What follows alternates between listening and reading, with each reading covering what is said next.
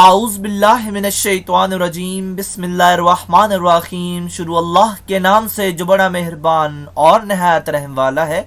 उम्मीद आप लोग खैरियत से होंगे और इस वीडियो में इंजीनियर फैसल आपसे मुखातिब है। वीडियो में हम दो टॉपिक्स को डिस्कस करेंगे। पहला टॉपिक है ASTM पाइप स्टैंडर्ड, और ASTM का मतलब है American society of material testing, और इसके अलावा हम पाइप डायमीटर्स की टाइप्स को भी डिस्कस करेंगे।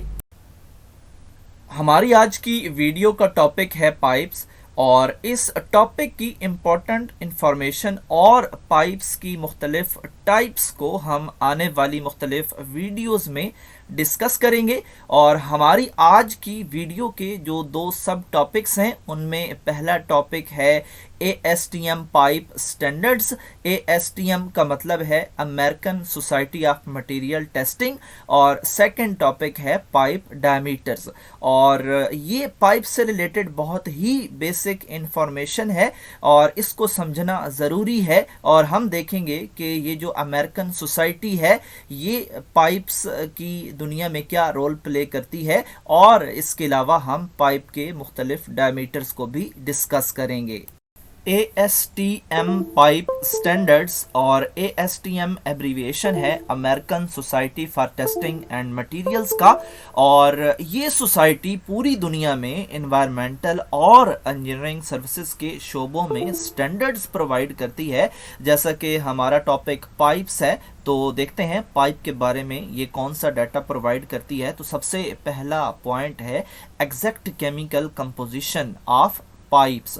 तो पाइप्स के बारे में, यानी जब उसकी मैन्युफैक्चरिंग की जाती है तो उसके अंदर कौन कौन से रॉ मटेरियल्स कितनी कितनी परसेंटेज में आपने शामिल करने हैं, ये भी ये सोसाइटी प्रोवाइड करती है। और यहाँ पे आप टेबल में भी देख रहे हैं कि जो पाइप्स हैं इनकी मैन्युफैक्चरिंग में जो रॉ मटेरियल्स इस्तेमाल हो रहे हैं इसमें कार्बन है, मैंगनीज है, फास्फोरस है, सल्फर है, सिलिकॉन है, क्रोमियम है, निकल है, मोल्बेडनम है, और साथ इनकी परसेंटेजेस भी अवेलेबल हैं कि हमने इनको कितना कितना इस पाइप की मैन्युफैक्चरिंग में इस्तेमाल करना है।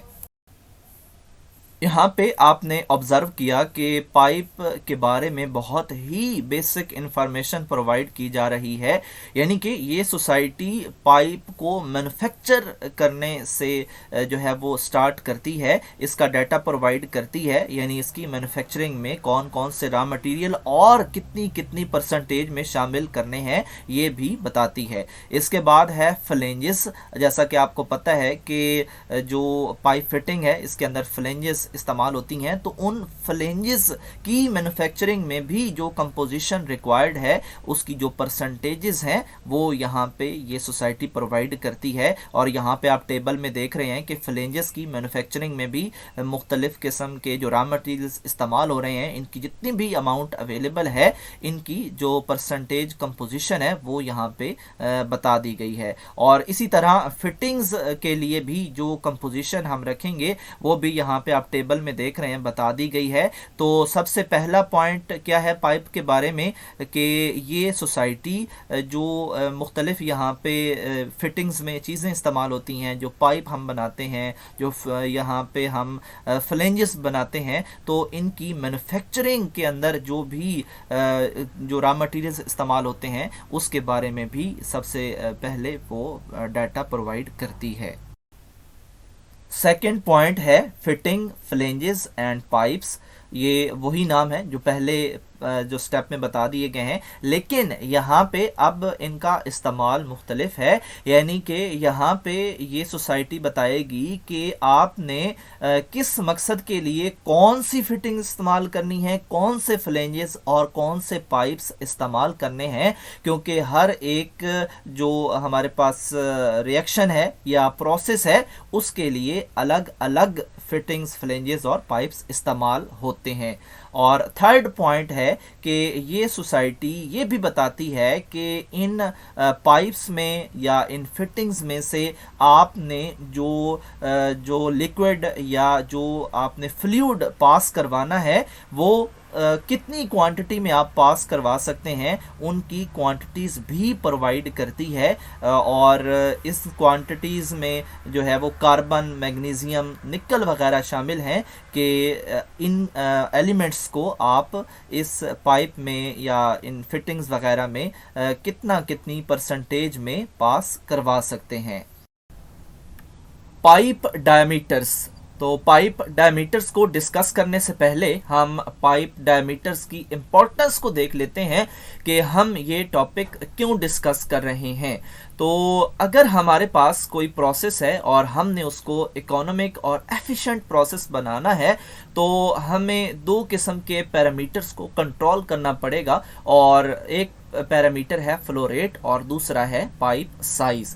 तो जो फ्लो रेट है इसको मेंटेन रखना बहुत ज़रूरी है, और अगर ये अनबैलेंस होगा तो तेज़ वेलोसिटी की वजह से क्रूयन और पिटिंग जैसे जो मसाइल हैं वो पैदा होंगे, और इसके नतीजे में जो पाइप की उम्र है ये कम हो जाएगी और हमें पाइप्स को रिप्लेस करना पड़ेगा, और रिप्लेसमेंट की सूरत में हमारा प्रोसेस अनइकोनॉमिक और अनएफिशिएंट हो जाएगा, जो कि किसी भी इंडस्ट्रियलिस्ट को रिक्वायर्ड नहीं होता। इसलिए हमने फ्लो रेट को एक ऑप्टिमम कंडीशन में मेंटेन रखना है। प्रोसेस को एफिशिएंट बनाने के लिए जो सेकंड पैरामीटर है वो पाइप साइज का है, और ये इम्पॉर्टेंट रोल प्ले करता है प्रोसेस की इकोनॉमी में, क्योंकि जो पाइप साइज और फ्लो रेट हैं इनका आपस में जो रिलेशन है वो इन्वर्सली प्रोपोर्शनल है। यानी कि अगर हम एक चीज़ को इंक्रीज करेंगे तो दूसरी चीज़ ऑटोमेटिकली डिक्रीज हो जाएगी। और जो पाइप साइज है ये क्योंकि फ्लो रेट को इफेक्ट करता है, इसीलिए हमें पाइप साइज के लिए हमें इनके जो डायमीटर्स हैं उनका पता होना चाहिए, और इसीलिए हम ये टॉपिक पढ़ रहे हैं कि जो पाइप्स की सिलेक्शन के लिए डायमीटर्स का प्रोसेस है वो हम सीख सकें। पाइप साइज की इम्पोर्टेंस के बाद हम पाइप के डायमीटर्स को डिस्कस करते हैं, और पाइप के लिए दो किस्म के डायमीटर्स इस्तेमाल होते हैं। एक का नाम है नॉमिनल पाइप साइज, इसको इन शॉर्ट NPS लिखते हैं, और इसका एक और नाम नॉमिनल बोर भी है और इसको इन शॉर्ट NB लिखते हैं। और जो सेकंड डायमीटर है ये नॉमिनल डायमीटर है और इसको इन शॉर्ट DN लिखते हैं। और ये दोनों किस्म के जो डायमीटर्स हैं ये दो किस्म के सिस्टम से बरामद हुई हैं, और एक सिस्टम जो है वो अमेरिकन सिस्टम है और दूसरा जो है वो यूरोपियन सिस्टम है। तो जो अमेरिकन सिस्टम है इसके अंदर मुख्तलिफ ऑर्गेनाइजेशंस हैं जो कि ये स्टैंडर्ड्स प्रोवाइड करती हैं, और इन ऑर्गेनाइजेशंस में शामिल हैं ANSI American national standards institute, ASME American society of mechanical engineers, और थर्ड है API अमेरिकन पेट्रोलियम इंस्टीट्यूट। और इसके अलावा जो यूरोपियन सिस्टम है वहाँ पे जो पाइप डायमीटर इस्तेमाल होता है उसको हम नॉमिनल डायमीटर कहते हैं, और इसके लिए जो मेट्रिक सिस्टम की यूनिट्स हैं वो इस्तेमाल की जाती हैं।